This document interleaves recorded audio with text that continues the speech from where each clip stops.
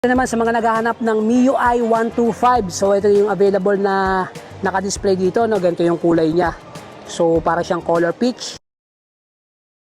Ito yung gulong, naka-disc brake, caliper, and then sa side na to, para siyang carbon, no?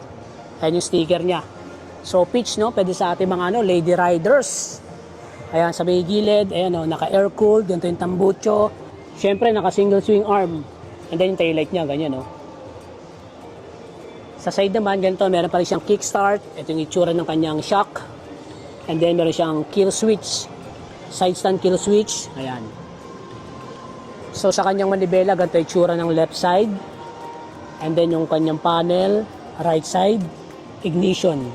So may package siya dito. Maluwag din yung kanyang tapakan. Okay, so sa mga naghahanap ng MIUI 125, ito yung price niya. Ayan, check nyo lang dyan guys. Ayan o, ganda o. At sa mga naghahanap naman ng MIUI 125S, so pag sinabing S guys, ayan, meron na siyang stop and start system. So ito yung headlight nyo. Ayan, then yung gulong, naka-disc brake, ito yung side. And then, sa may tambucho, ganda ng kulay, ganda ng pagkaka-blue nito. Di ba?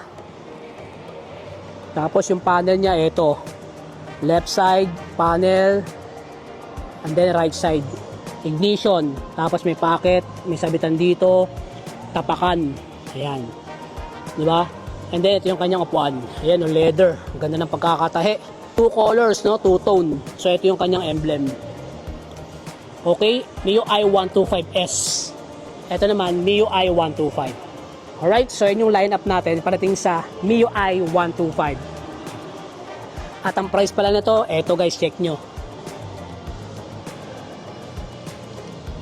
Yan, ganda, di ba?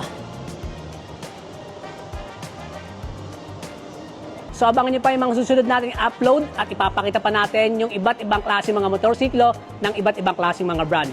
So huwag nyo magkalimutan na mag-follow or mag-subscribe sa ating Facebook page at YouTube channel.